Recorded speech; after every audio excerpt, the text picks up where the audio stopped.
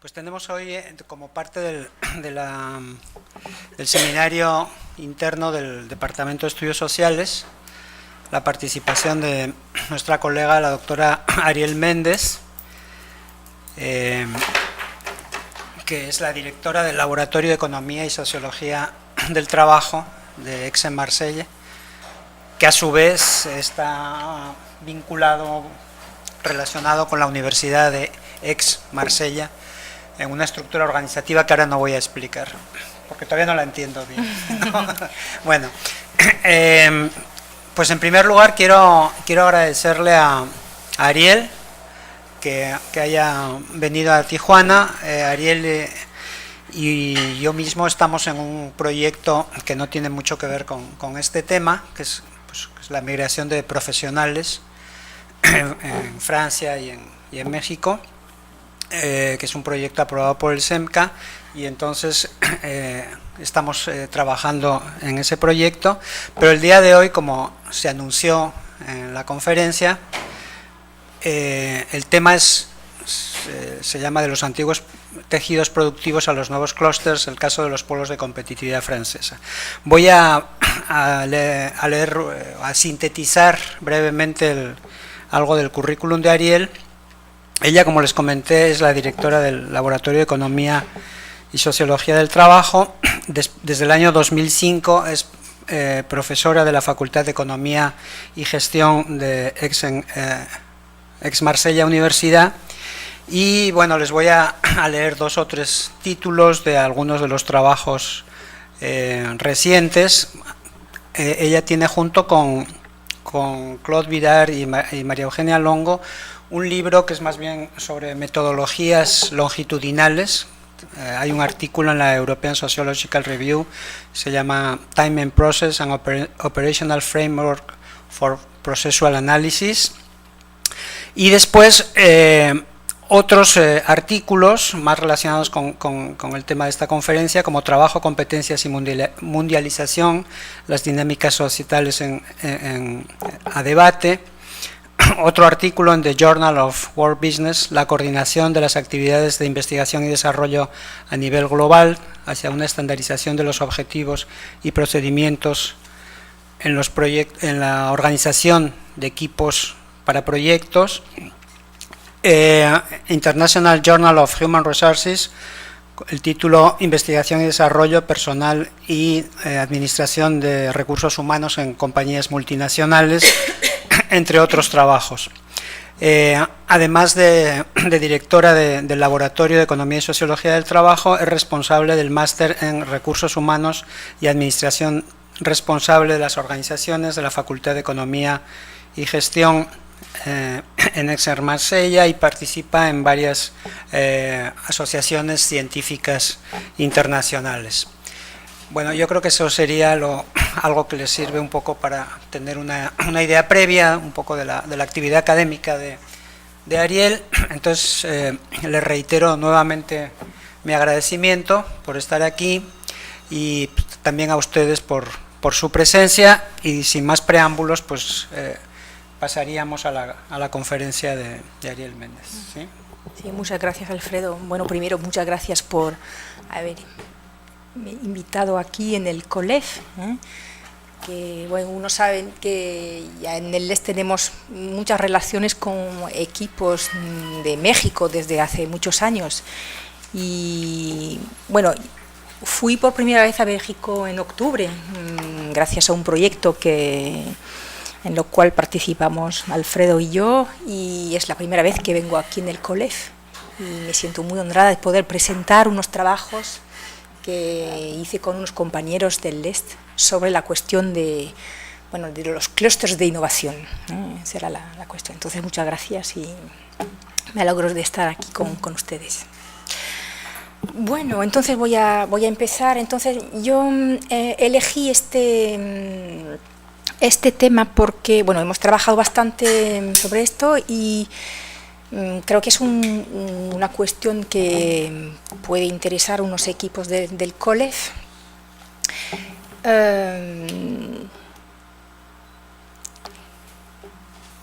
Les voy a presentar una un dispositivo de político industrial que se inició en Francia en el año 2005.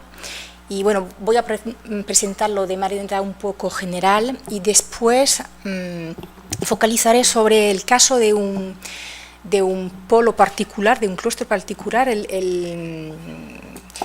Los clústeres que se hicieron en Francia los llamamos pôles de competitividad, polos de competitividad. Es un poco feo, pero bueno.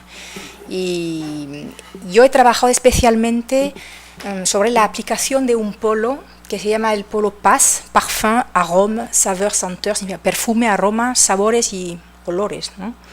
Es un polo donde un distrito, bueno, un clúster donde se hacen aceites esenciales para producir perfumes, etcétera.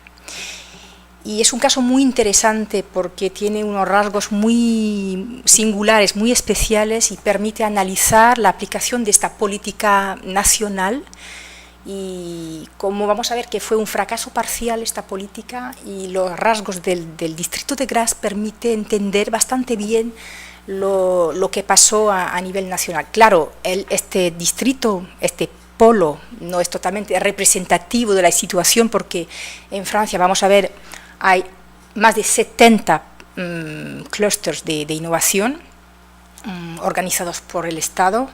Y claro, la situación de estos polos es muy diferente, los polos son muy diferentes, con historias, sectores súper diferentes.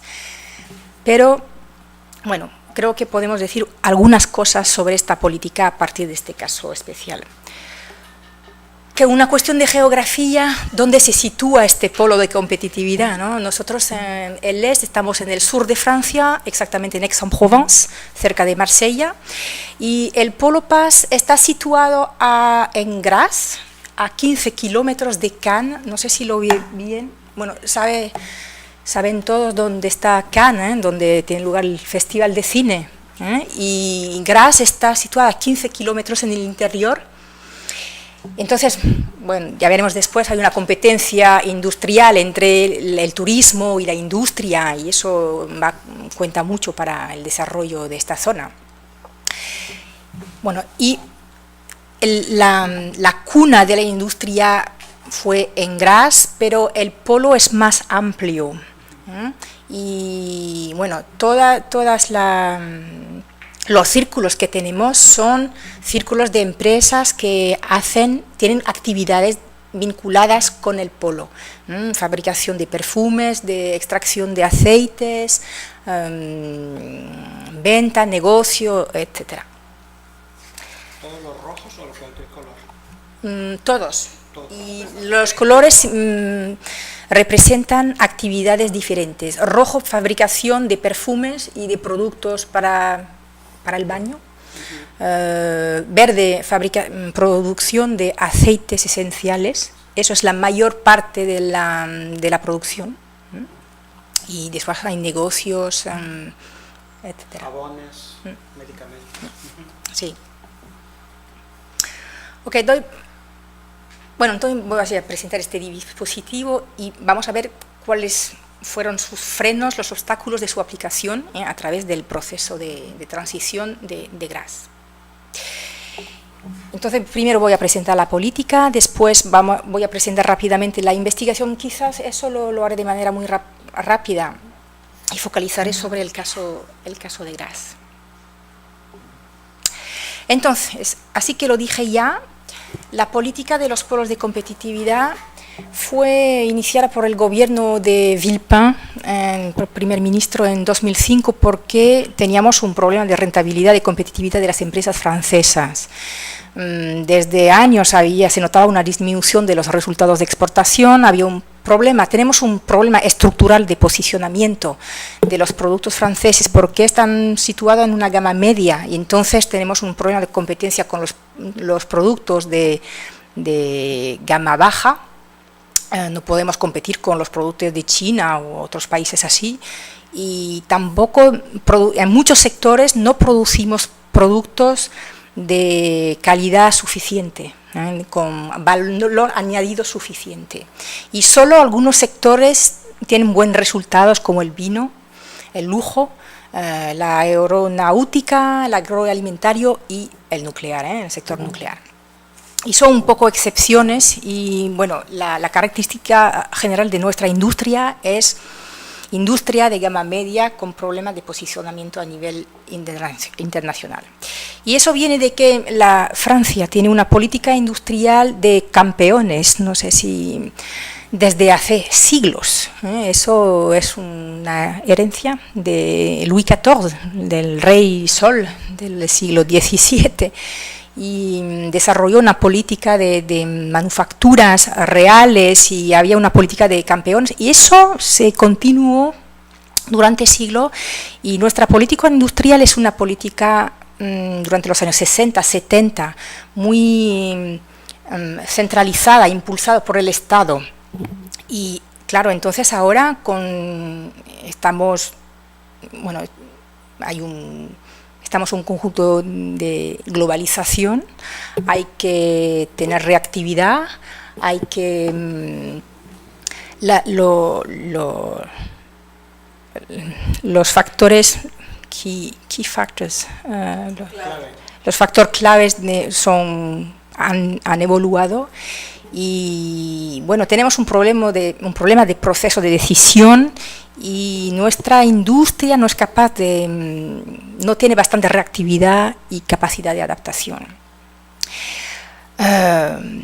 Hay otra característica de la industria francesa. Tenemos un problema de cooperación entre actores públicos y empresas.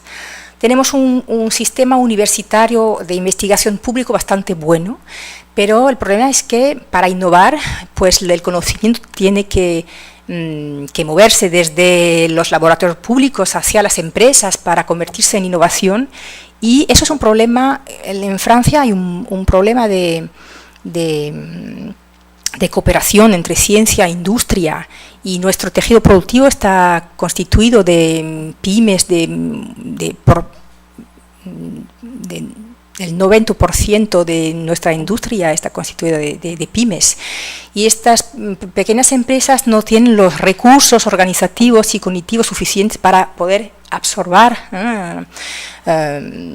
integrar conocimientos complejos que vienen de la ciencia.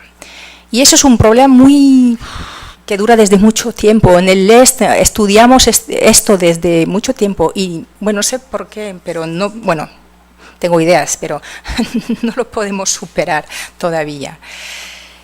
Entonces, el gobierno, claro, mira afuera y ya sabe que en otros países pues hay otros modelos que funcionan mejor, y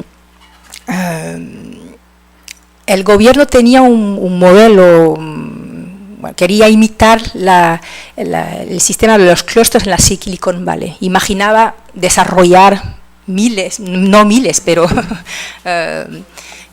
clústeres como la Silicon Valley. Entonces, crearon los polos de competitividad para reforzar la capacidad de innovación de las empresas, para la idea era cambiar el posicionamiento de las empresas francesas, ir hacia productos con más valor añadido, y eso supone capacidad de innovación.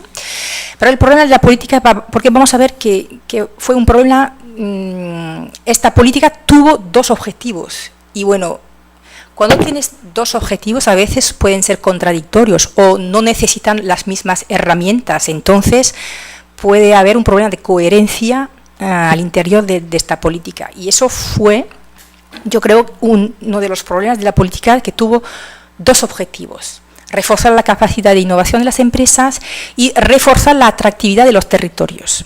Puede ser convergente, pero supone que hay que pensar las herramientas para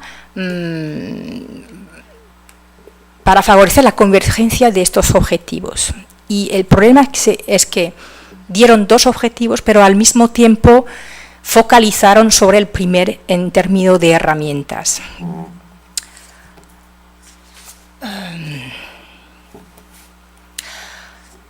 Al principio el gobierno quería acreditar solo 10 polos Tenían una visión bastante elitista de lo que tenían que ser los clusters, los polos de competitividad, pero hubo una movilización política a nivel local, a nivel regional.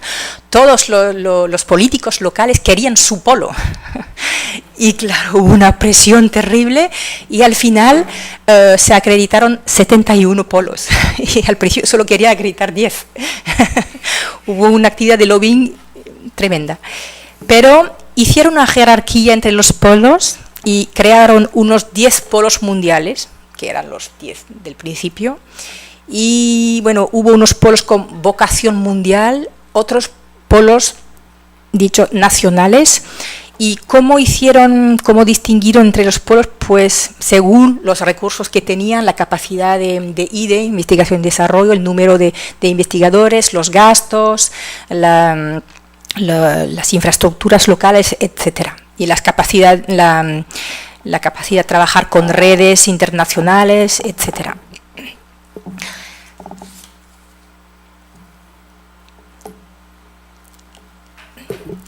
Entonces, esta política es una política del Estado.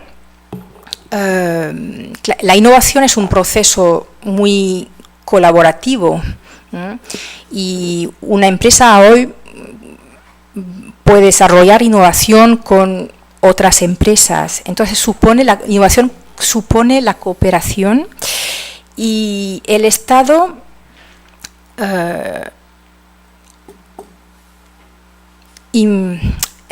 impuso un modelo de organización de los polos. No solo acreditó los polos, sino les dijo: tenéis que organizaros así. Y bueno, obligó a los polos a formar estructuras de gobernanza y obligó la cooperación a hacerse bajo la forma de proyectos de investigación o de formación entre empresas, laboratorios de investigación públicos y universidades. Voy a explicar con más detalle lo que significa. Eso es la estructura general de un polo. Tiene unas estructuras de gobernanza con consejo de administración, asamblea general, que reúne todos los participantes al polo. Un polo reúne empresas, laboratorios que vienen a adherir al polo. Vamos a ver que el Polo Paz tiene más o menos unos 100-120 organizaciones que forman parte del polo, y se reúnen de manera regular en una asamblea general, y hay unos representantes en consejos de administración con colegios de representación de empresas, de laboratorios, etcétera. Y tiene un consejo científico, y el consejo científico tiene el papel de evaluar los proyectos. Las empresas y los laboratorios se juntan para proponer proyectos de investigación. Estos proyectos están evaluados por el consejo, da un aviso, y después el consejo de administración decide cuáles proyectos va a certificar. Significa que la misión de los polos no es dar dinero, es dar una certificación, un label, y con este label los proyectos pueden ir a pedir dinero al Ministerio, a la Agencia Nacional de Investigación, a colectividades territoriales, a Europa. Bueno, a Europa le da igual, pero ser acreditado por un polo es sinónimo de calidad del proyecto, y eso ayuda para tener financiación. No sé si es muy claro todo esto. Ya veis que es bastante complejo y burocrático. Y sí, los polos necesitan,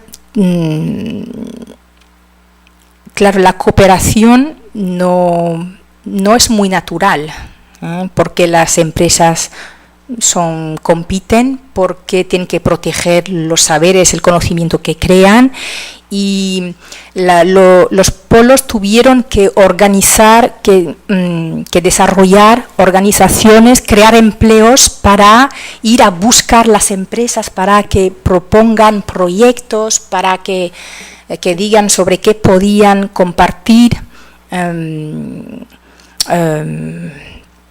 recursos o conocimiento con otras empresas. Entonces, unas personas en los polos están dedicadas a ir a buscar proyectos, a ayudar también la construcción, la redacción de los proyectos, porque cuando tenemos unos 90% de pymes, pues no saben escribir un proyecto de investigación, ¿eh? Entonces necesitas apoyo. Entonces los polos tienen estructuras de gobernanza y estructuras de pilotaje, operacional. ¿Cuáles son las palancas de acción concretas de los polos? Pues exenciones fiscales y de cargas sociales para las empresas que forman parte de los polos. Hubo una financiación directa de los proyectos, pero de los proyectos certificados por los polos. El ministerio dio dinero. Las colectividades territoriales, el gobierno regional y los departamentos, porque Francia está dividida en regiones, departamentos. Estas colectividades dieron dinero para financiar las estructuras de gobernanza, porque quién iba a pagar el salario de los que ayudan a montar proyectos, etcétera.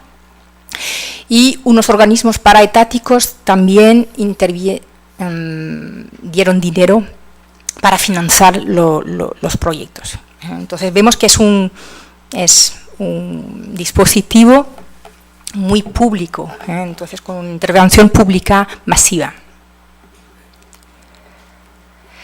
Resultado, bueno, eso es una descripción muy general de los polos. Balance de los polos en 2014. Bueno, los resultados no son muy buenos. Claro, hubo la crisis del 2008, entonces es un elemento de contexto importante, pero la parte de la industria en el valor añadido total en Francia ha bajado entre el 2000 y el año 2011. También hemos conocido una degradación de la balanza comercial, muy importante. Bueno, se realizaron más de 1000 proyectos colaborativos de IDE, entonces no es un fracaso total, pero cuando miramos las estadísticas nacionales nos damos cuenta de que los polos representan solo 1,5% de los patentes, gracias. Es muy poco, es muy poco. Representan menos de 5% de los gastos de IDE y 5% de las empresas consideradas como innovadoras en Francia. Eso significa que la innovación no se hace en los polos, se hace fuera, en las empresas. Bueno, y vamos a ver que muchas empresas nos dijeron que, claro, habían venido a trabajar en los polos, pero que para ellas la innovación más importante la hacían fuera de los polos porque había un problema de competencia, tenían que proteger su conocimiento, etcétera. Y uno de los problemas que había mencionado antes, solo 25% de los proyectos llegan hasta una innovación. Bueno, solo 25%. No sé si se puede decir que es poco, pero... Ok. Entonces son rasgos un poco generales de la política de los polos de competitividad. Y nosotros nos interesó mucho... ¿Qué pasa? Nos interesó mucho trabajar en este asunto porque, bueno, por unas razones que voy a explicar. Y entonces la política de los polos tenía dos objetivos, así que dije reforzar la capacidad de innovación de las empresas y reforzar la capacidad de la atractividad de los territorios y ayudar a su desarrollo, el desarrollo local. Entonces había dos objetivos. Y nos preguntamos cuáles eran las condiciones para que los polos puedan ser ambos una herramienta de política científica e industrial y una herramienta de política de desarrollo local, porque eso no es lo mismo.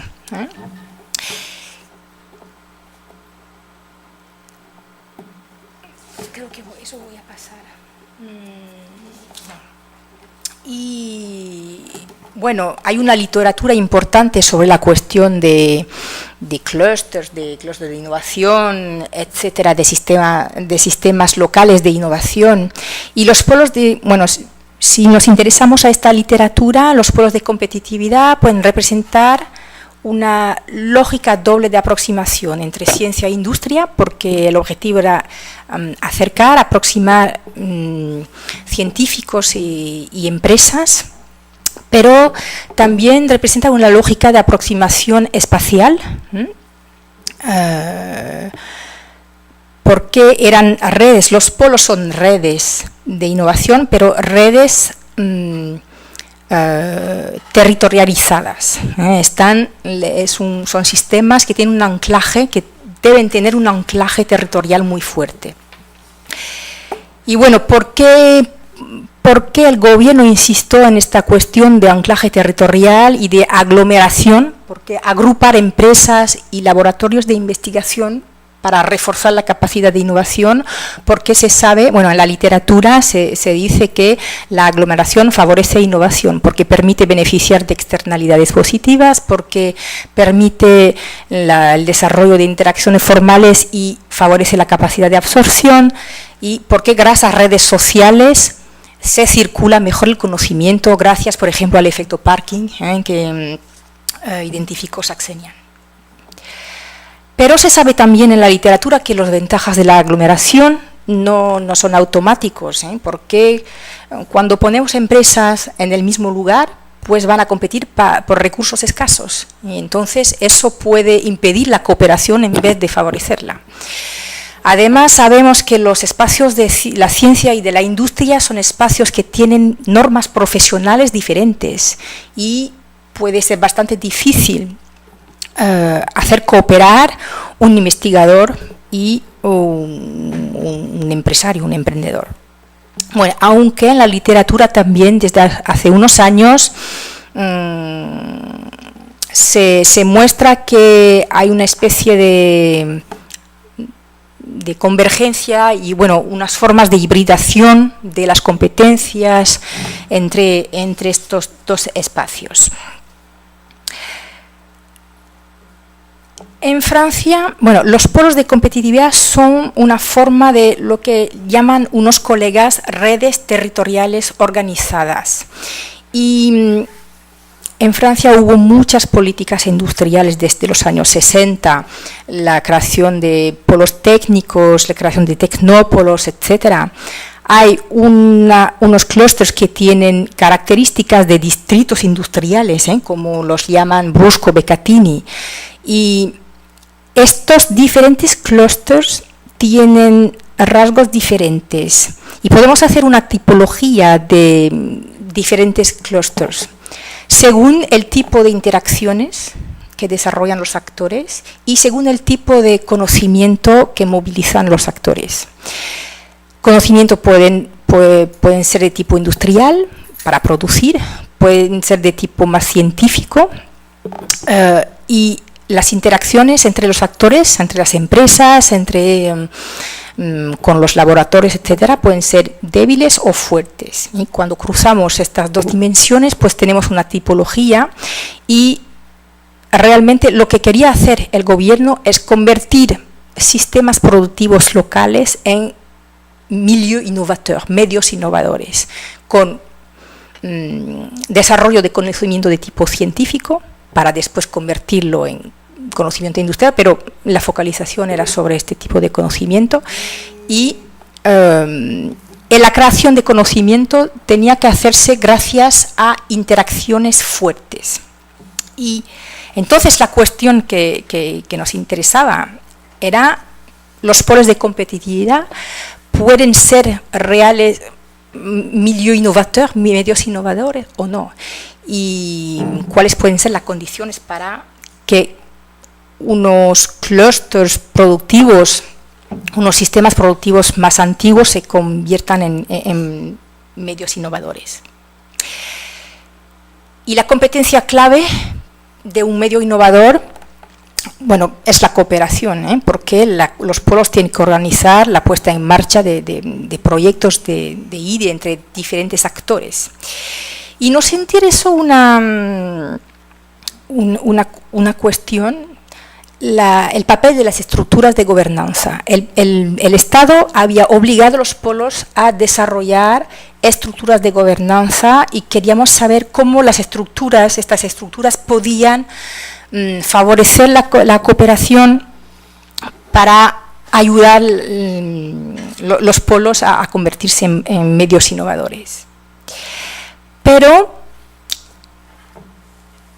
al mismo tiempo pensamos que era muy importante considerar la heterogeneidad de los polos. Hemos visto que había una heterogeneidad de los polos, con mundiales, con vocación mundial, otros nacionales, pero dentro de los polos, y aun cuando los polos eran de tipo mundial, había una heterogeneidad muy fuerte de sus miembros. Porque, por ejemplo, uno de los polos que estudiamos, que no estudié yo, pero que estudiaron colegas, era un polo de la microelectrónica, con grandes empresas multinacionales en este polo, pero al mismo tiempo había muchas pequeñas empresas subcontratantes o empresas independientes, pero empresas de tamaño muy diferente y con recursos también y competencias súper diferentes. Y entonces nos preguntamos qué lugar podían ocupar las pymes en este dispositivo.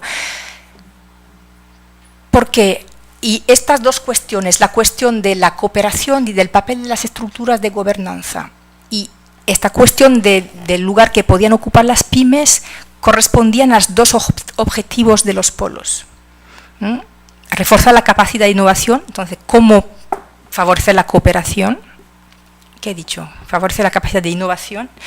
Y entonces, por eso nos preguntamos qué condiciones había que reunir para favorecer la cooperación, y hablando de del desarrollo regional, y las pymes son un elemento muy importante del desarrollo regional, son las que crean empleo a nivel local, pues por eso nos interesamos de manera importante a esta cuestión de la posición de las pymes en el dispositivo. Okay. Voy a pasar.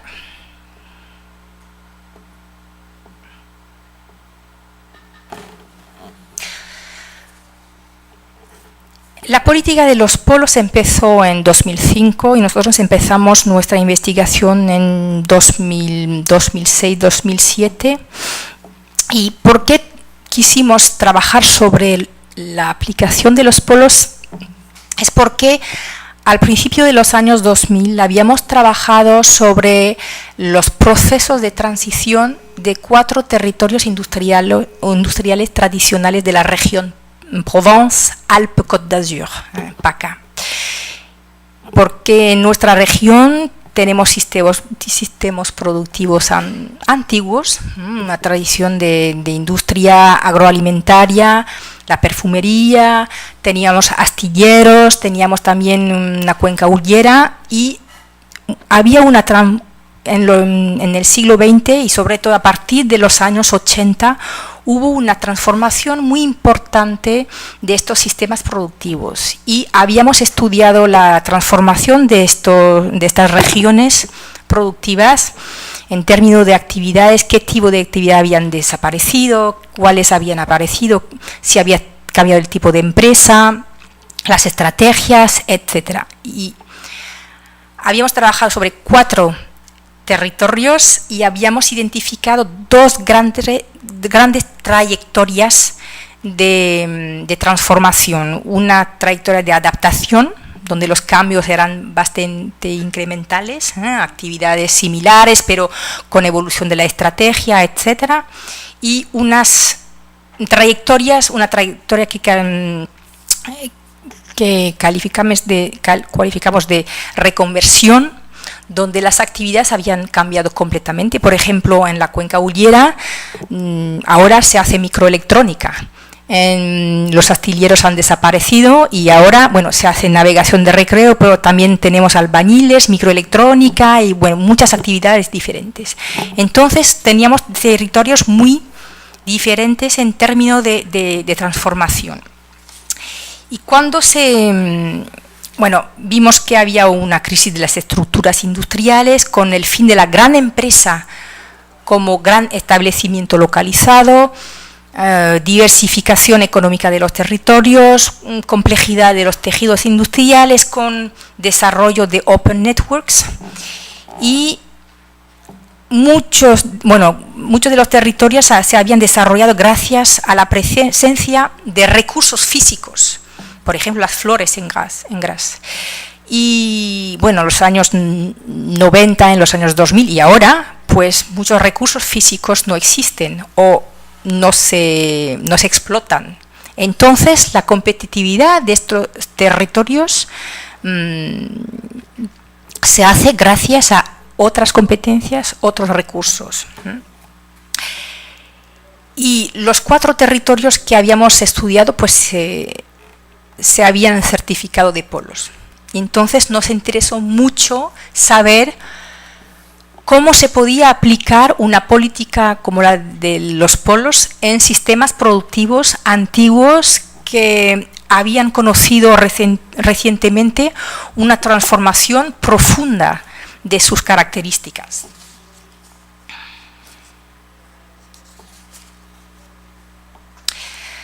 Bueno, entonces Graz es un caso muy interesante que tiene todos los rasgos de un distrito industrial, así que lo dije, es una ciudad y un territorio productivo que existe desde el siglo XVI, se hace aquí perfumes desde hace mucho tiempo. ¿Y por qué se creó este sistema industrial aquí? Fue porque, gracias al clima y la posibilidad de cultivar flores, y especialmente el jazmín y la rosa. Y durante el siglo XIX la industria de Graz ha adquirido todas sus características distintas, empresas familiares medianas, una organización industrial situada en las primeras fases de la cadena de producción. El valor añadido de la producción de Graz se hace gracias al saber hacer, al know-how de extracción de aceites esenciales. Pero al mismo tiempo, hasta los años 80, pues se hacía todas las actividades de la cadena de valor en Graz. Y una cosa muy importante que hace de Graz un distrito, como lo definen Beccattini y Brusco, hay un anclaje importante en la sociedad local. Cada familia de Graz tenía alguien que trabajaba en la industria de la perfumería. Y Graz tuvo su apogeo entre las 2 guerras mundiales. Pero a partir de los años 50, pues las cosas empiezan a ir de manera un poco... La industria empieza a bajar. Se desarrollan sustitutos químicos porque el valor añadido de Graz es los perfumes naturales a partir de ingredientes naturales. Se deslocaliza la cultura de las flores porque los salarios son demasiado altos en el sur de Francia. Se deslocaliza también el know-how, porque cuando las flores se cultivan fuera, pues la primera transformación se hace allá, y entonces una parte del saber hacer propio de la zona se deslocalizó también. También se deslocalizó la formación de los perfumistas, porque hubo un momento cuando todos los perfumistas del mundo venían a formarse en Graz. Ahora eso no existe más. Hay muchas escuelas en el mundo, pero en Graz hay un grupito, pero muy marginal. A partir de los años 60, grupos extranjeros a la zona, grupos químicos franceses, pero también extranjeros, vinieron a invertir en la zona. Hubo adquisiciones, reestructuraciones, significa cerraduras de empresas. Y claro, los ingenieros, lo que trabajaban en las empresas, no quisieron marcharse y crearon su propia empresa de negocio, de extracción de aceite, etcétera. Y bueno, como la extracción supone recursos, capital bastante importante, pues fueron pocos los emprendedores que crearon empresas en los tramos más superiores de la cadena de valor. Entonces hubo un desplazamiento de las actividades hacia las fases finales de la cadena de valor, hacia acondicionamiento y negocio. Bueno, aquí podemos ver unas cifras donde vemos que el número de empresas se mantiene, no, sube, porque al principio había unas empresas de tamaño medio y después, a partir de los años 2000, pues hay más empresas, pero más pequeñas. Así que lo dije, bueno, hay deslocalizaciones, se desmaterializan los recursos relevantes estratégicos de la zona. El mayor recurso era las flores, pues ahora se cultivan muy pocas flores ahora en Graz, muy pocas. Son jardines nada más. Y entonces muchos actores se dicen que tienen que hay que pensar de manera diferente el territorio, tienen que construir nuevas competencias para poder competir en la industria que se está deslocalizando en Suiza y América. Un rasgo importante para el polo de este distrito es que en el perfume no se puede hacer patentes, porque si se hace patentes, pues se da la fórmula del perfume. Entonces hay una tradición de secreto en la perfumería, porque la gente cuando hace un perfume, pues guarda el secreto de la fórmula, y eso significa, va a ser muy importante después para la cuestión de la innovación, porque ¿cómo protegen la innovación las empresas? Pues haciendo patentes, y eso es imposible. Y eso es un rasgo muy, muy importante. Otra cosita, esta zona es una zona de emprendedores. Y ¿quién maneja la zona? Pues actores privados, asociaciones profesionales. Y el Estado siempre ha sido muy ausente de la zona. Por varias razones, porque es una zona de emprendedores y quieren ser tranquilos, pero también porque a los actores públicos locales les interesan más dos territorios muy, muy cercanos. Nice-Sophia Antipolis es un clúster de innovación que se hizo en los años 70 con la industria de la información, de computer. Y también los actores públicos locales son más interesados por las actividades turísticas, la Costa Azul, Cannes, Nice, etc.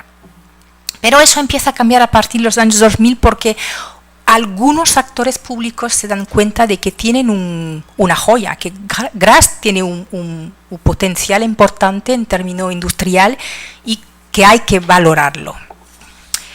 Bueno, entonces, unas palabritas de resumen. El tejido industrial a principios de los años 2000 no necesita más el territorio físico. Los recursos estratégicos se han convertido de materiales a inmateriales, y algunos actores locales tienen conciencia de la necesidad de construir nuevos recursos y, por ejemplo, trabajar sobre la reputación de la zona, trabajar sobre la capacidad de innovación, y eso necesita cooperación. Y eso es exactamente lo que no saben hacer. Y es en este contexto que se introduce la política de los polos en Graz. Dos imágenes para mostrar la evolución de la zona. Eso es una fotografía del principio del siglo, creo. Y 20, si no 21. O finales de 19, no sé. Y eso, bueno, ¿qué es la perfumería ahora? Sino química. Ok, entonces, el polo Paz. Es un polo del alcance nacional sin sorpresa, ¿eh?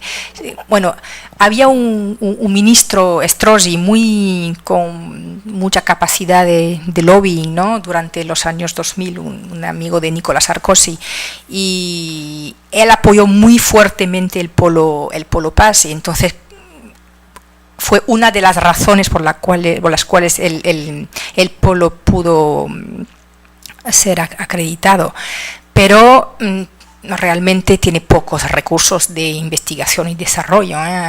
Sobre las 70, 80 empresas, pues solo unos 5, menos de 10 tienen realmente un departamento de investigación, y además puede ser muy, muy pequeño. Cubre la totalidad de la cadena industrial. Empezó con 70 miembros, 50 empresas y mayoría de pymes. Vamos a ver unas cifras. Y los actores patronales se implicaron mucho en la génesis del polo. Y en particular en Graz hay una empresa, sí, pues se considera que es una empresa líder, la MAN se llama, y está muy bien situada en la competencia internacional, pero es una empresa local, y eso va a ser una de las suertes que va a tener el polo para evitar el fracaso, vamos a decir. Este polo empezó con bastantes discapacidades.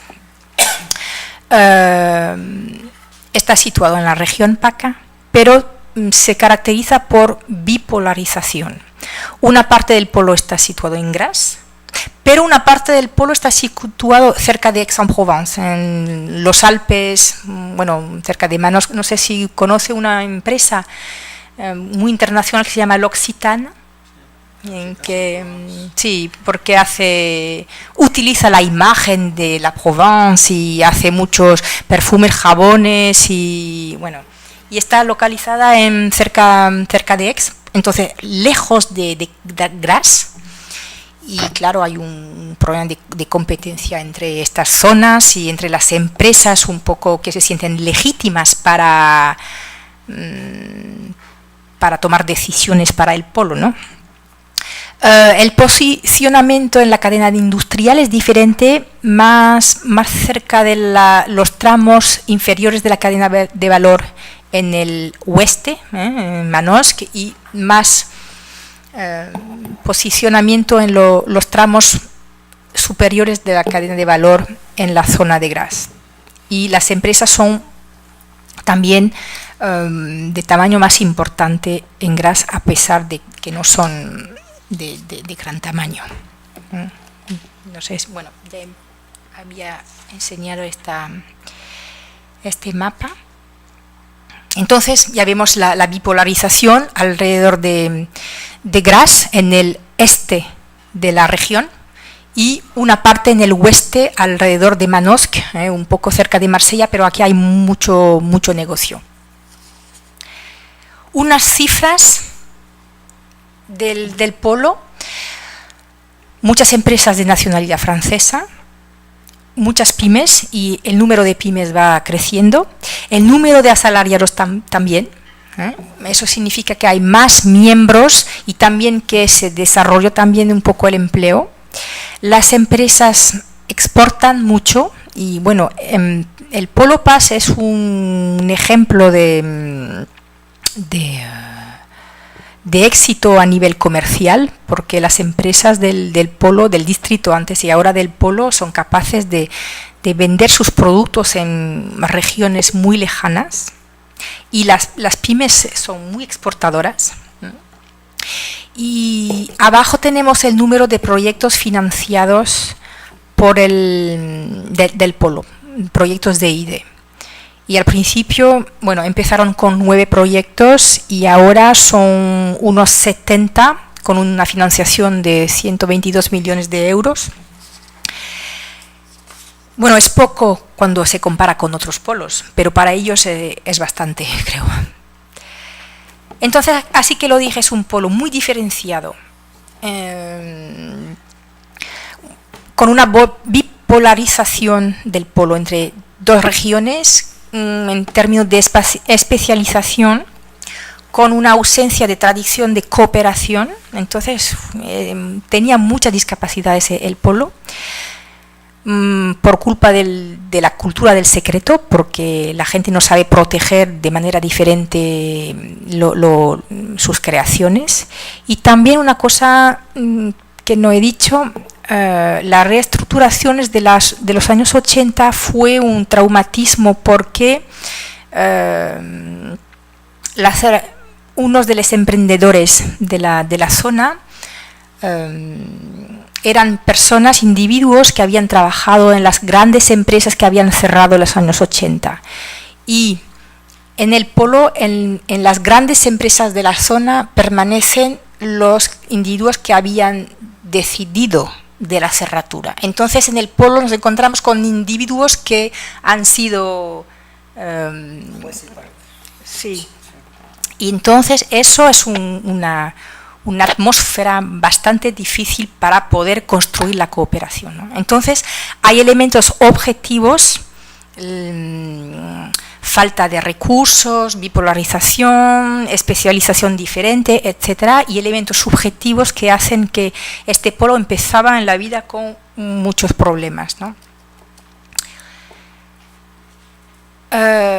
Cuando nos entrevistamos con los diferentes protagonistas, nos dimos cuenta de que las diferentes empresas y sus dirigentes no tenían las mismas visiones del polo. Unos defendían una visión territorial del polo. Somos de Graz o somos de Manosque y el polo nos puede permitir desarrollar el territorio y permitir que se queden las empresas, etc. Y eso era un discurso que encontramos mucho en las pymes. Y de manera muy diferente, las grandes empresas y las asociaciones patronales tenían un discurso un poco diferente y defendían una lógica sectorial. Decían que el polo tenía misión de desarrollar la industria de la perfumería y la lógica territorial era secundaria. Y claro, ¿por qué venían a trabajar las empresas en el polo? Por motivos muy diferentes. Las grandes empresas, porque consideraban que eran las consideraban que la industria reposaba sobre ellas, y entonces tenía un poco una misión, ¿no? Pero otros venían para desarrollar cadenas, redes comerciales, no venían para innovación, ¿eh? Entonces los motivos eran muy diferentes. Algunos venían a buscar o mantener su legitimidad y otros venían para hacer business. Y entonces eso también era una discapacidad del polo, porque la gente no tenía una visión homógena del polo. Otra diferenciación de las visiones era una lógica aplicada versus elitista. Las grandes empresas, sin sorpresa, porque eran ellas las que tenían los recursos de IDE, consideraban que un polo de competitividad pues tiene que reforzar la capacidad de innovación y que la innovación tiene que ser tecnológica y de alta calidad. Y las pymes pues tenían una lógica a corto plazo y consideraban que el polo debía permitir el desarrollo de redes, debían apoyar su desarrollo comercial, pero la cuestión de la innovación era secundaria. ¿Por qué no?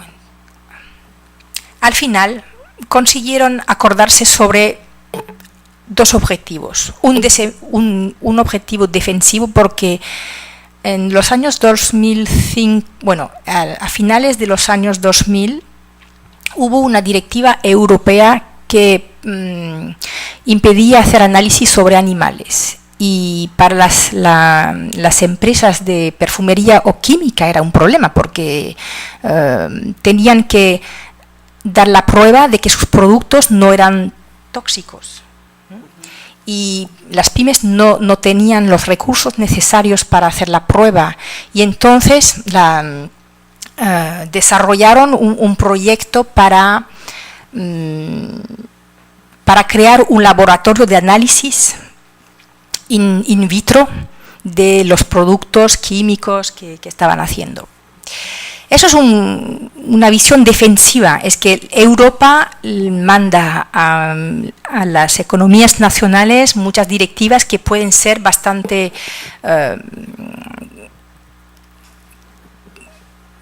que pueden les affaiblir, sí, que pueden ser problemáticas para las empresas. Y entonces ellos consiguieron identificar unos objetivos comunes para defender la industria local. Y también se acordaron sobre un objetivo estratégico ofensivo, de tipo, lo que llamamos de tipo ofensivo, considerando que para las empresas del polo tenían un interés a valorizar el know-how de Grasse sobre el tratamiento de materias primas naturales, porque el tratamiento de ingredientes químicos, pues eso se hace en cualquier sitio, pero lo que saben hacer es una cosa muy especial, y aún las empresas de otros países consideran que aquí hay un saber hacer muy especial, y por fin se pusieron de acuerdo para considerar que tenían que valorizar este know-how. Y un emprendedor tuvo un papel muy importante. Claro, el polo organizó su estructura de gobernanza, así que lo pidió el gobierno, pero cuando examinamos el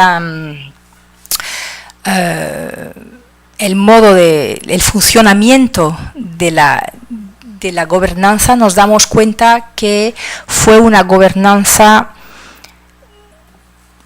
alrededor de una empresa líder, y que un hombre tuvo un papel muy importante, el dirigente de la empresa Mann, la más importante, y que entonces, bueno, en términos de tipo de gobernanza, pues había una gobernanza affichée, aparente, pero realmente la gobernanza era de otro tipo. Y como somos en un distrito de secreto, pues no pudieron hacer proyectos de IDE sobre el cœur de métier, sobre su actividad esencial y clave. Hicieron proyectos únicamente sobre actividades de apoyo. Por ejemplo, definición de bioindicadores por el control de la inocuidad de moléculas utilizadas en perfumería, mejora del conocimiento de los productos de combustión y difusión de perfumes de ambiente. Pero sobre su producción no hubo ningún proyecto, porque para ellos era imposible proteger después el conocimiento. Para superar el problema de la bipolarización, organizaron una estructura operacional bipolar súper costosa, pero creo que eso fue lo que permitió el funcionamiento del polo. Duplicaron todas las estructuras operacionales, las estructuras de apoyo a los proyectos, las comisiones de formación, etcétera. Y bueno, eso fue durante la primera fase, ¿no? Ahora eso no existe, pero eso fue una condición para que todos los miembros acepten de trabajar juntos, y que las diferentes visiones sean tomadas en cuenta.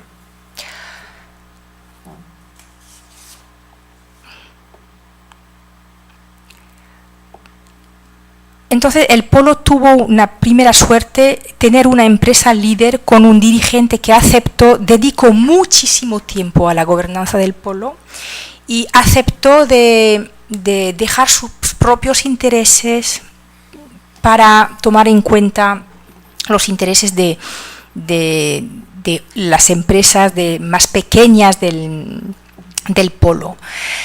Y este polo tuvo una segunda suerte, es que el gobierno francés en los años 2000 era un gobierno de derecho y la región PACA tenía un gobierno de izquierda.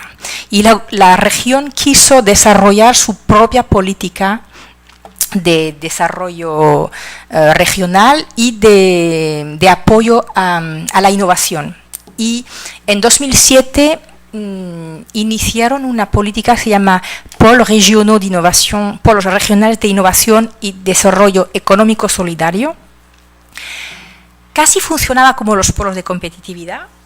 Hicieron una convocatoria, los polos, muchos clusters aplicaron, y unos polos se certificaron de PRIDES, como el Polo PAS, pero mucho más.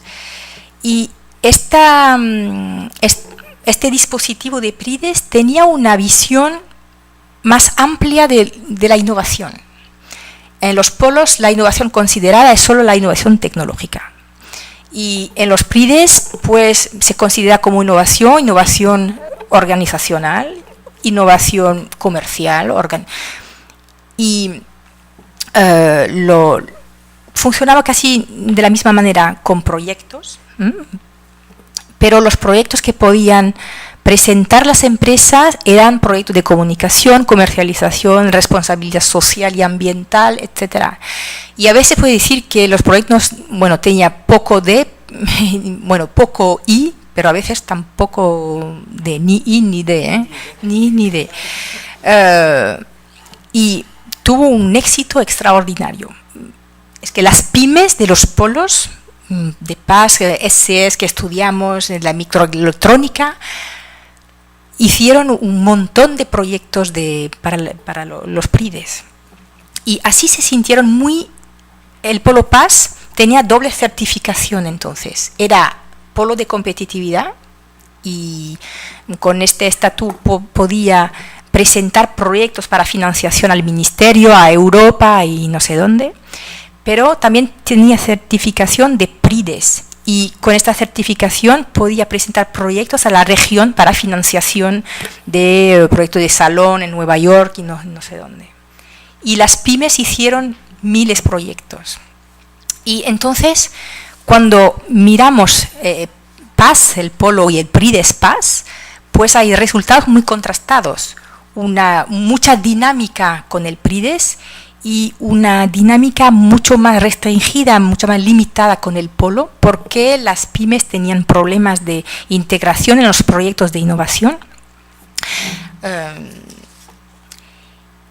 Y bueno, al final, ¿qué se puede decir? Pues el polo que hemos analizado se ha convertido solo parcialmente en un medio innovador, porque, 70 proyectos en 10 años no es mucho. Bueno, claro, hay pocas empresas porque hay unos polos que son mucho más grandes, con centenas de empresas. El Polo PAS es un pequeño polo, pero muy representativo de muchos sistemas productivos, con muchas pymes, un anclaje territorial muy fuerte. Es un polo que, desarrolló unas interacciones entre sus miembros, pero de manera un poco especial, porque desarrollaron proyectos sobre cosas que no eran sus actividades directas. Y en este polo pudimos ver que la estructura de gobernanza había desempeñado un papel muy importante. Y si pensamos en la vieja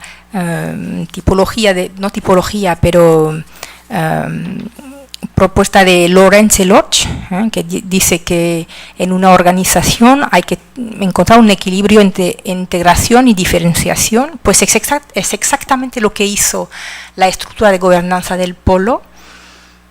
Con la bipolarización, y con el desarrollo de estructuras dobles, pues tomó en cuenta la diferenciación de las empresas, de los territorios, pero al mismo tiempo supieron desarrollar, tratar de buscar los objetivos comunes que podían compartir los actores.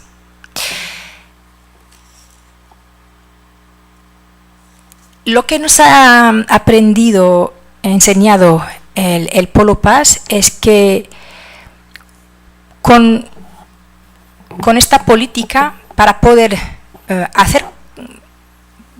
para obtener una coherencia entre los dos objetivos iniciales, reforzar la capacidad de innovación y reforzar la atractividad de los territorios, pues había que pensar la noción de innovación de manera diferente. Y el problema de esta política es que tenían dos objetivos con una visión muy restringida de la innovación, y tener estos dos objetivos era posible solo a condición de tener una noción de innovación un poco extendida. Y claro, cuando hay pymes que tienen pocos recursos, pues hay que favorecer dispositivos orientados hacia objetivos alcanzables. Además, la innovación tecnológica está vinculada con otras formas de innovación, ¿no? No se puede pensar la innovación tecnológica sin pensar también la cuestión de la organización, de la formación de los técnicos, ingenieros, etcétera. Bueno, última diapositiva, pues la política de los polos es un fracaso parcial, se puede decir así. Una cosa que no he dicho: los polos son muy diferentes, y unos polos, los polos mundiales, son polos que se habían creado sobre la base de sistemas de innovación que ya existían. Y bueno, no he detallado, pero cuando miramos los resultados de los diferentes polos, pues los que más tienen patentes, que han hecho más proyectos, etcétera, son los polos que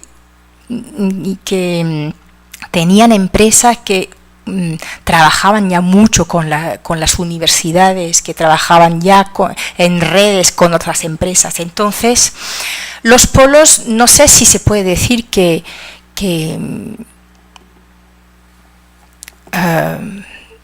no fue una cosa muy nueva, ¿no? Y nuestro problema es que, bueno, somos un país muy muy burocrático. Cuando se crea una estructura, pues después, a pesar de que no funcione bien, pues no desaparece. Y somos 1000 hojas. Y nuestra política industrial, pues a veces muchas personas dicen que es 1000 hojas indigesto, porque tenemos, no he hablado de SPL, sistemas productivos localizados. Fue una certificación en los años 2000 por la DATAR, por una dirección del gobierno. Tenemos Tecnópolos, SPL, Polos, PRIDES. Bueno, eso era. Muchas gracias.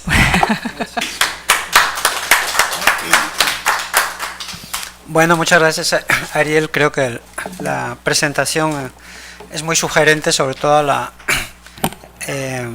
la vista, digamos, de las experiencias que tenemos en México y en la frontera.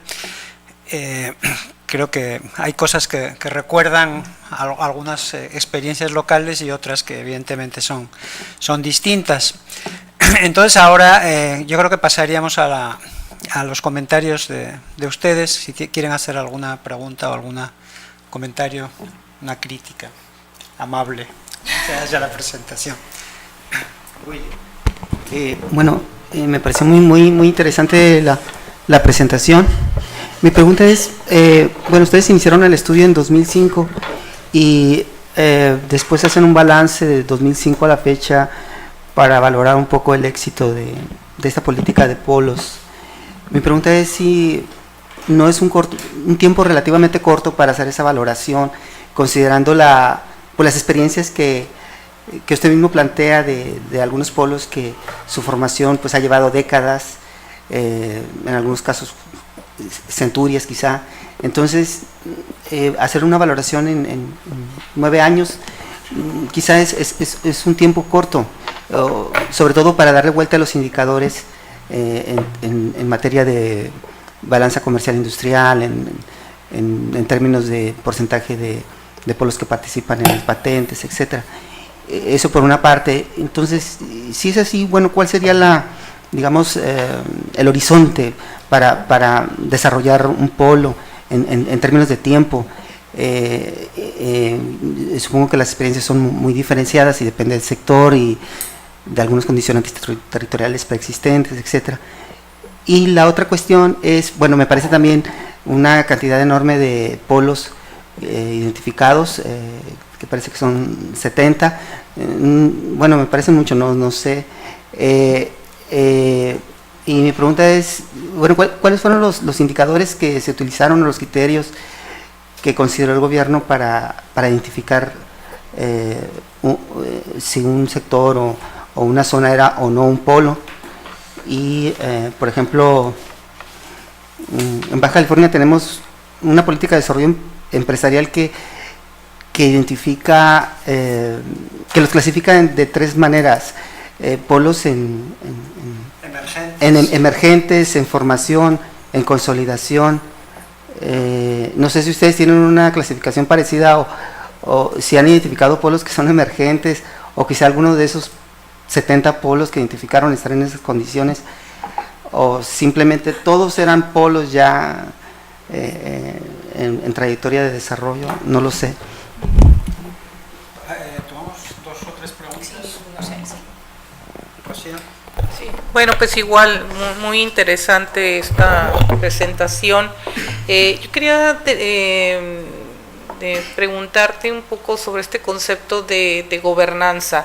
Es claro que es un concepto relativamente nuevo, en el que en realidad si uno lo ve aplicado a las distintas esferas, no solamente en la parte del desarrollo industrial, en gobiernos, estamos viendo que pues en realidad es un concepto que por lo menos no se alcanza, ¿no?, en muchos espacios. Es esta idea de la participación de diferentes actores.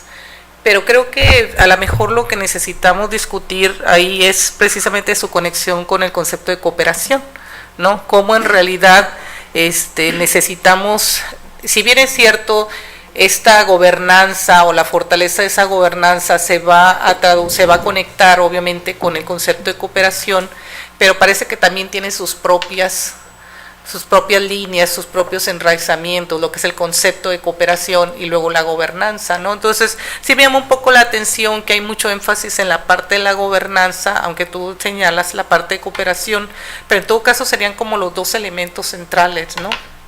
O sea, la necesidad de desarrollar precisamente esas capacidades de cooperar, ¿sí? Donde a lo mejor la parte incluso de las innovaciones está fuera, o sea, ahí tenemos un problema bien serio. La gente no sabe cooperar, el individuo no sabe, las empresas no saben cooperar, ¿sí? Que precisamente se traducen en gobernanzas muy incompletas o que no arriban realmente a procesos de gobernanza, ¿no? Como tú mostrabas este caso de una empresa que es realmente la que dirige, es la que da toda la línea y las demás, o sea, en realidad no están generando una gobernanza, pero además tendríamos también que tener instituciones fuertes, porque precisamente la idea de la gobernanza son esta multiplicidad de actores, no públicos, privados, sociales, etcétera, ¿no? Entonces, bueno, no sé cómo ustedes han visto esta línea, ¿no?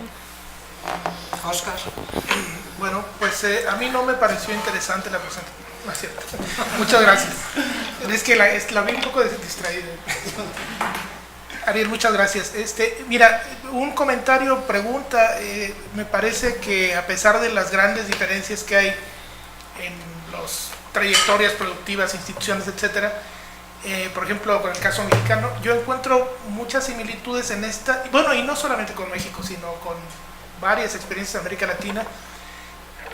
Uno de los problemas que creo entender de tu trabajo es esta dificultad para conciliar lo que son las trayectorias productivas locales y las capacidades tecnológicas, digamos, endógenas de las regiones, con estas iniciativas, con estas esfuerzos de focalización gubernamental sobre actividades denominadas estratégicas, ¿no?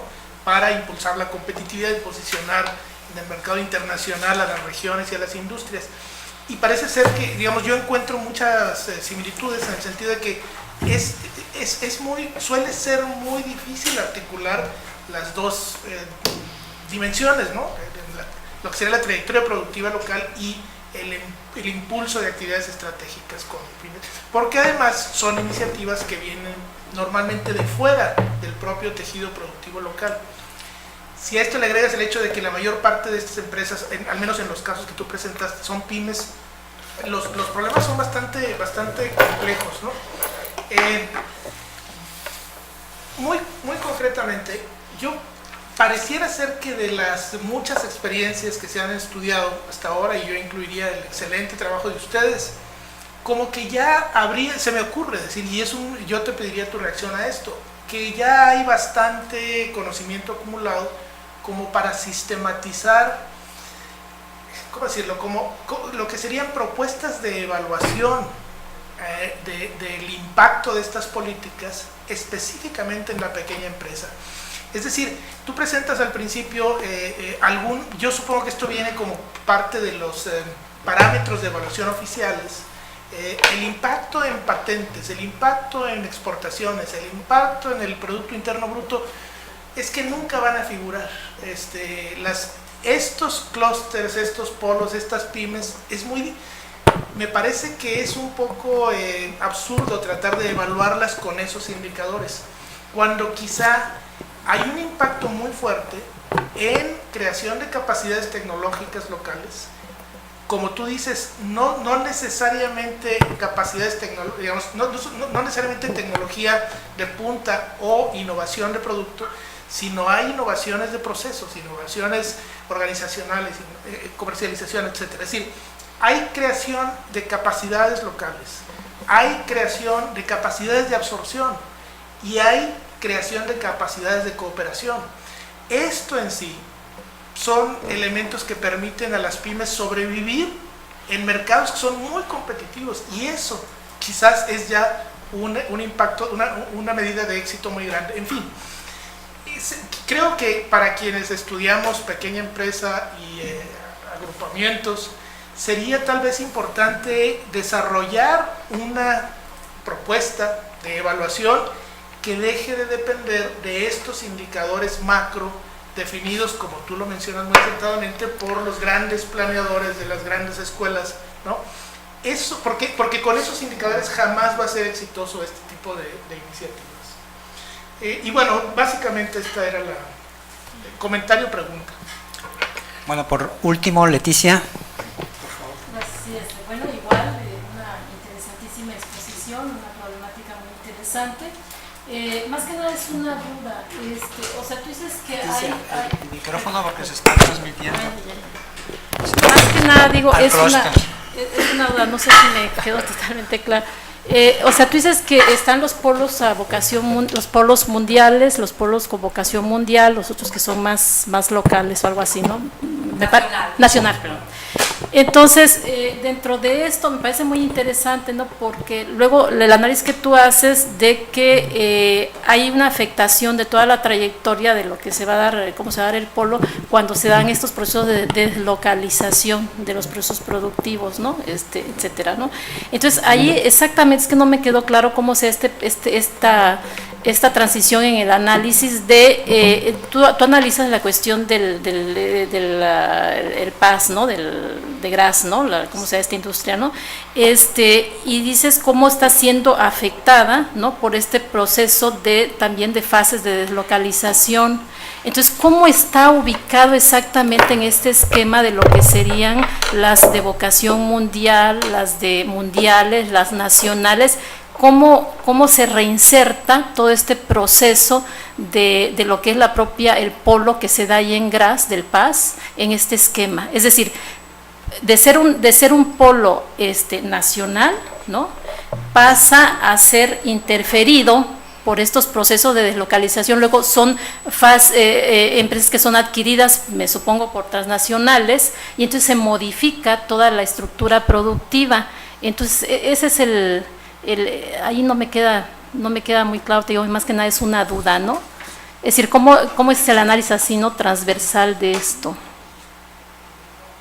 No, ¿sí? Bueno, yo voy a hacer es una duda. pregunta antes, porque si no... bueno, cuando yo comentaba al principio que efectivamente ahí recuerdan estas experiencias a determinados trabajos o a determinadas también experiencias en México, yo creo que por lo menos hay tres elementos importantes, ¿no? Una, estas tensiones y contradicciones para poner a trabajar juntos grandes empresas y pequeñas empresas. Y esto parece, Willy estuvo en el clúster del vino y aunque yo no lo he estudiado, salta a la vista que hay algunas tensiones, ¿no? Pero en otros lugares, bueno, no voy a entrar en detalles, pero en los clústeres de software de Baja California también era significativo que las grandes empresas ni se sumaban al clúster, o sea, en realidad ni les interesaba participar, ¿no? Esa sería una cuestión. La segunda es de qué forma, a pesar de toda la planeación, de la burocracia, de la gobernanza, de los proyectos, etcétera, de pronto determinados clústeres funcionan o dejan de funcionar porque un individuo, dos líderes, ¿no?, tienen un papel clave a la hora de coordinar, de fomentar la confianza, y esta persona que tú mencionabas resulta que se convierte, al margen de proyectos complejos y de burocracias, etcétera, se convierte en un elemento clave, ¿no? Entonces, ¿de qué forma determinados líderes tienen este papel, ¿no? Y finalmente, esta cuestión que tú tocaste un poco por encima, pero que es el tema político, qué partido está, qué grupo está, etcétera, eso también lleva a que en ocasiones las cosas funcionen o funcionen no tan bien o dejen de funcionar, ¿no? Entonces, yo creo que esos sí son elementos comunes, digamos, al menos estos, a muchas experiencias. Y únicamente, bueno, a continuación quería hacer dos preguntas. Una sobre la cuestión general, sobre la política general de los polos de competitividad.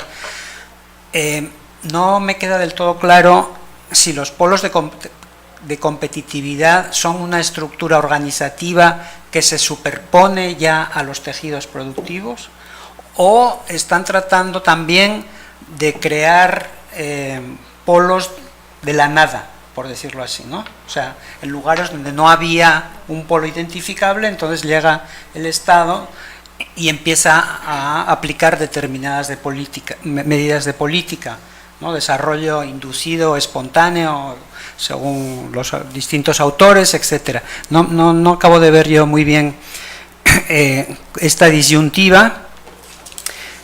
Y la segunda cuestión es que da la impresión de, o tú mismo lo relataste muy bien, que entre el PRIDE, entre la iniciativa local, regional y la iniciativa centralista, hay una diferencia abismal en cuanto a los resultados.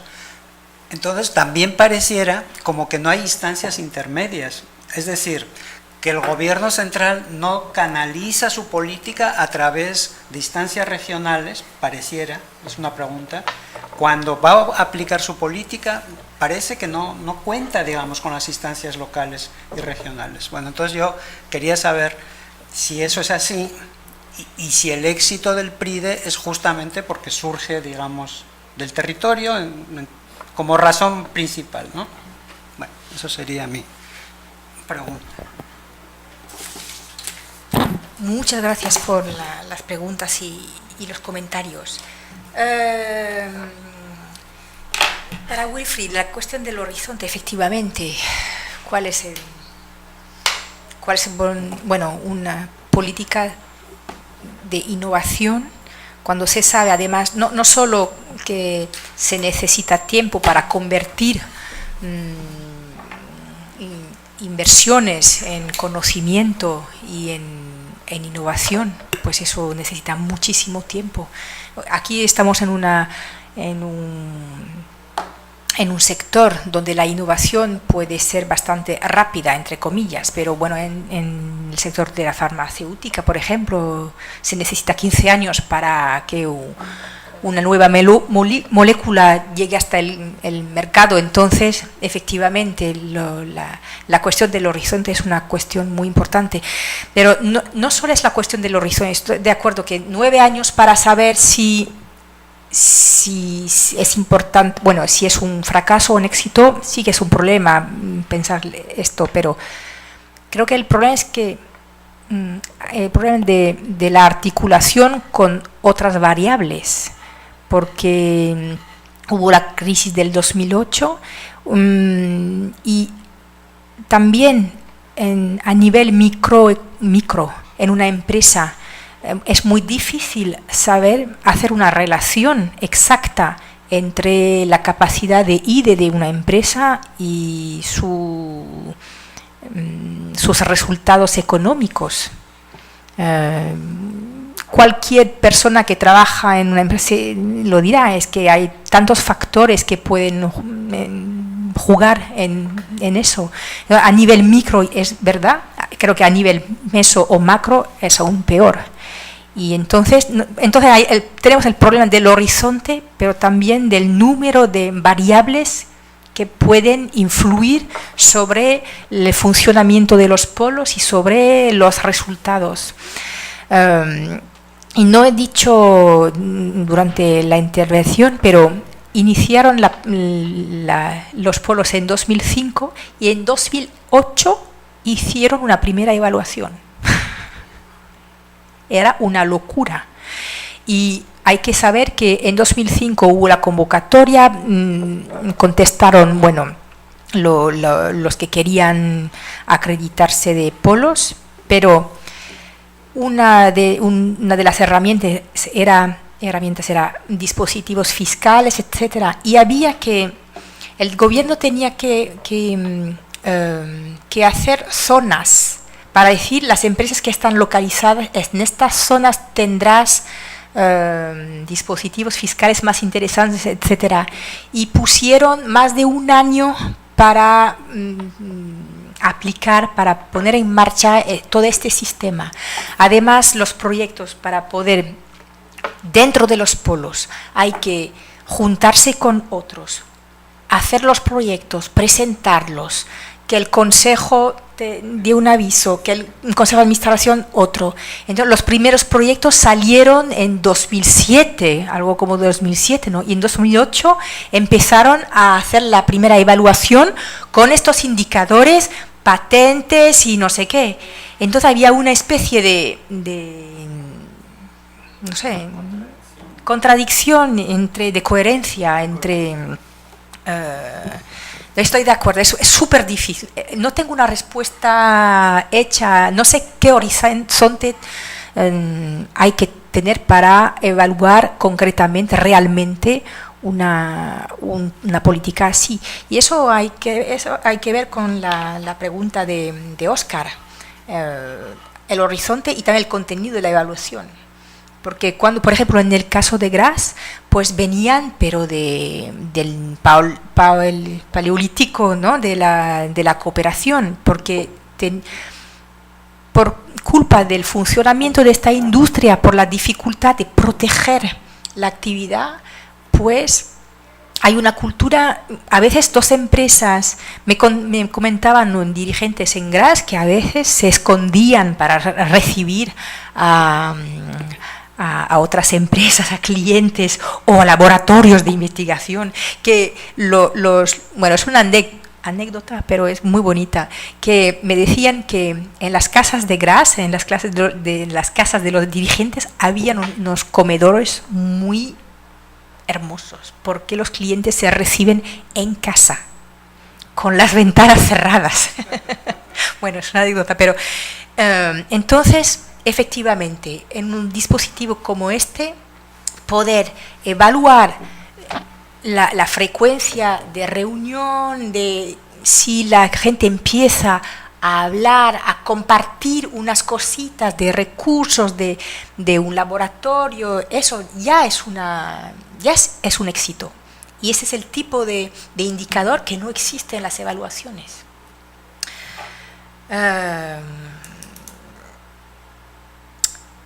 Sobre los criterios de... vuelvo a Wilfried, la cuestión de los polos emergentes. No sé si he entendido bien la cuestión y creo que está más o menos conectado con la tuya, ¿no? Sí, es que vi en la presentación una clasificación de polos de vocación mundial, mundiales y nacional. Pregunto si hay alguna clasificación para identificar polos emergentes en consolidación, como en proceso de madurez. Creo que es una clasificación que Sí. con el que estamos más familiarizados. Que está muy... Estamos más familiarizados. Ah. No, es que una tipología así es más dinámica y el problema es que el gobierno hizo una clasificación muy sincrónica. Tenían unos criterios y cuando hicieron la convocatoria y querían hicieron una repartición de los proyectos, de las respuestas entre las categorías, pero creo que fue sin pensar en una dinámica que un polo podía desarrollarse, transformarse, madurar, y no, efectivamente esta noción de polo emergente no existe, por ejemplo, de diferentes etapas de evolución. Pero la idea... Bueno, había una especie de dinamización de la tipología porque los polos con vocación mundial, pues se podía considerar que eran polos que estaban poco a poco transformándose. Y efectivamente después de la primera evaluación en 2008, unos polos cambiaron de categoría, subieron a categoría mundial, otros bajaron, unos nacionales desaparecieron, pero el gobierno no hizo una reflexión inmediatamente en términos de dinámica. No. Lo pensaron de manera, vamos a hacer unas categorías y ya está. Y creo que fue porque al principio pensaban acreditar solo 10 polos y cuando vieron el número de proyectos que recibían de respuestas y la presión de los políticos locales, pues tuvieron que decir, bueno, nuestros 10 polos sí que ya los tenemos, son los mundiales. ¿Y los demás qué vamos a hacer? Y los políticos, pero yo quiero mi polo y eso es muy importante y tal, y entonces, pero no lo pensaron, fue bajo la presión. Y entonces creo que no hubo una reflexión realmente sobre qué es un polo, qué significa ser un polo nacional, mundial, etcétera. Fue un poco, y después de no hubo más reflexión sobre la posibilidad. No.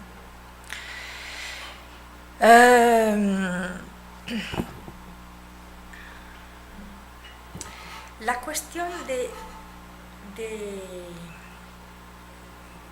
contesto a ti primero, porque sobre la cuestión de la creación de los polos, no se creó ningún polo a partir de nada, porque fueron empresas,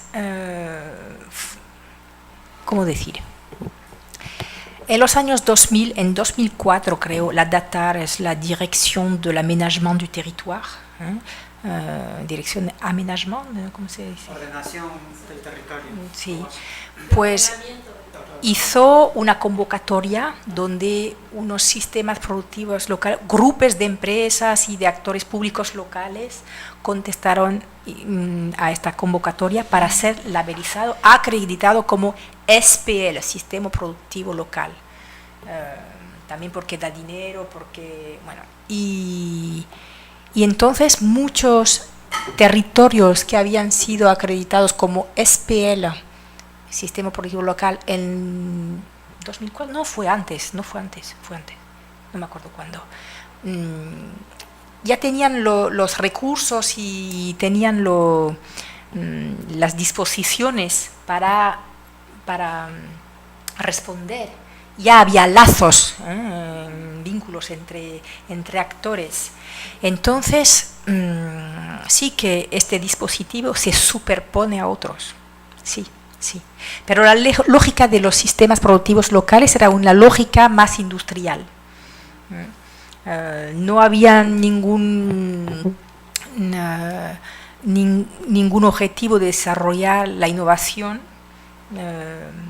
Es más como los distritos, de alguna manera. Sí, claro. Es que la política de los PL estaba muy influida por los distritos industriales italianos, como los polos por los clústeres de fuera. Michael Porter, cuando lees el trabajo de Christian Blanc, un industrial francés que hizo un informe al ministro, pues ya habla de Porter, de la Silicon Valley, cada política tiene su modelo, ¿no? Entonces sí se superpone, no se ha creado nada a partir de nada.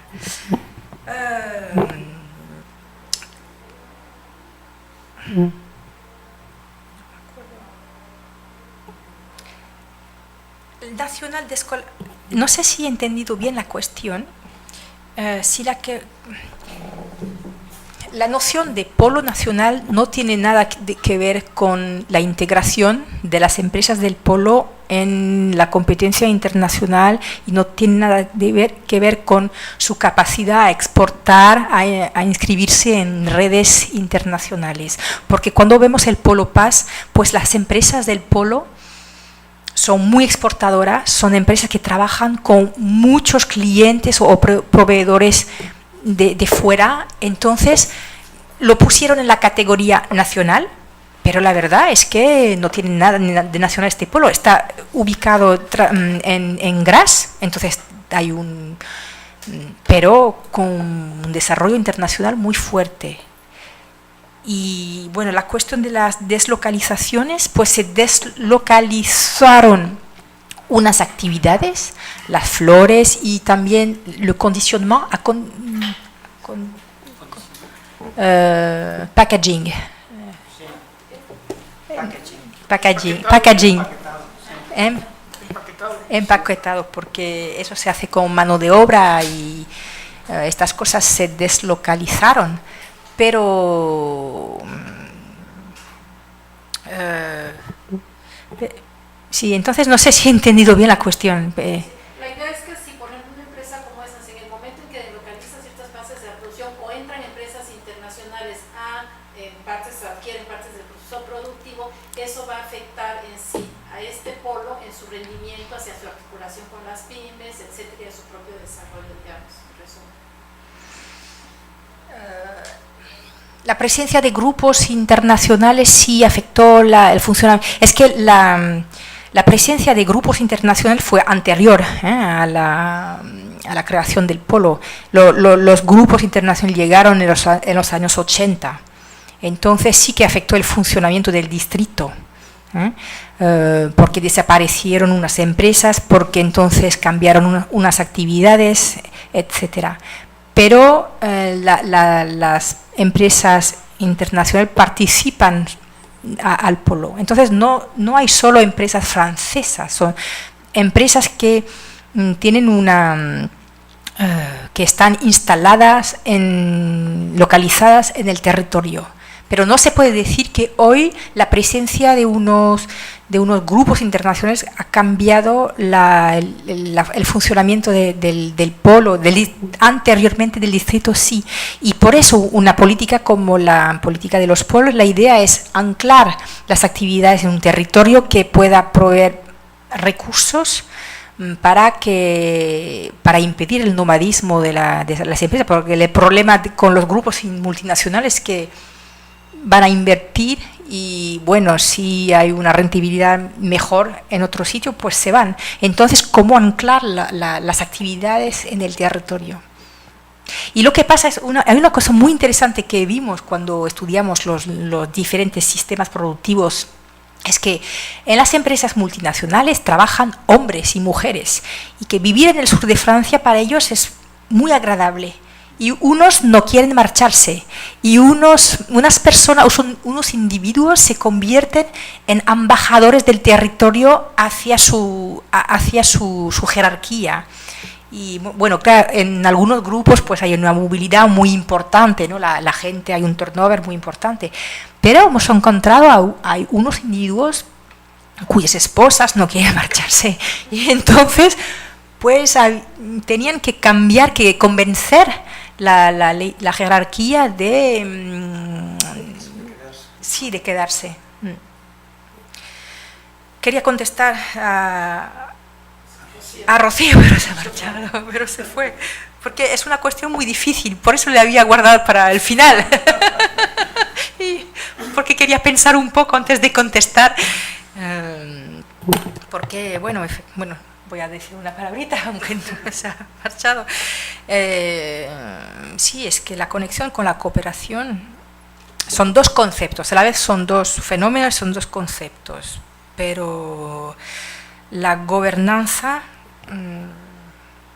no presenté las diapositivas sobre la gobernanza porque efectivamente hay una literatura muy importante sobre este tema. Y bueno, qué tipo de gobernanza de empresa, pero de redes territoriales, y bueno, seguro que según el tipo de gobernanza, pues la conexión con la cooperación puede ser bastante diferente. Y el problema es que se puede organizar unos sistemas de gobernanza muy sofisticados y sin que la cooperación se mejore, porque es una cosa muy complicada. Por ejemplo, en el caso de Grasse, ya vemos que hay una influencia de diferentes cosas, una influencia del modo de funcionamiento de la industria, una influencia también de una historia, porque se odian personas, porque unas personas están consideradas como responsables de la cerratura de empresas, etcétera. Y bueno, el papel y en el polo de competitividad, el Estado había aconsejado los polos de organizar las estructuras de tal manera, pero efectivamente es lo que han hecho. Pero ya vemos que hay la gobernanza aparente y efectiva. Y aquí tenemos una empresa que tiene una legitimidad muy importante, porque es la empresa más francesa, con cuya le siège, headquarter, la sede está aquí, contrariamente a otras. Da mucho empleo, y el dirigente está muy involucrado en diferentes asociaciones para el desarrollo local, etcétera. Y entonces la legitimidad de esta empresa y de su dirigente permitió que cooperen, pero según una forma, es que fue muy inteligente, porque se dio cuenta muy rápidamente que no podían organizar la cooperación como los otros polos, porque había un problema de protección de conocimiento. Y bueno, no sé cómo contestar porque es muy difícil, la pregunta era muy difícil.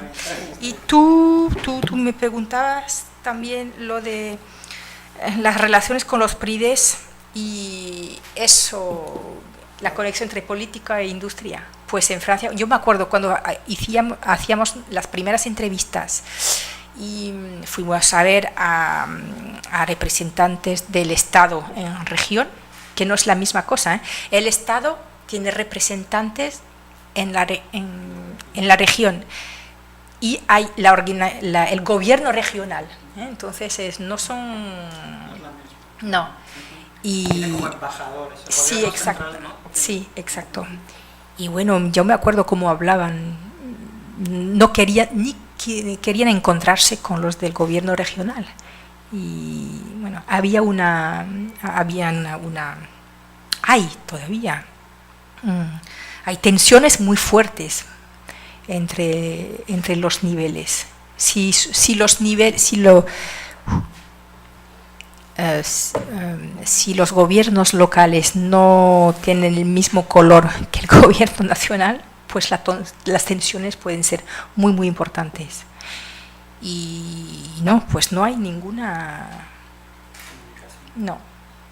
A este momento no había, porque ahora estamos en un contexto un poco diferente políticamente, pero no. Bueno, pues muchas gracias. Le damos muchas gracias a Ariel, creo que ha sido una presentación muy rica y muy sugerente, y también pues les agradezco a ustedes por su participación.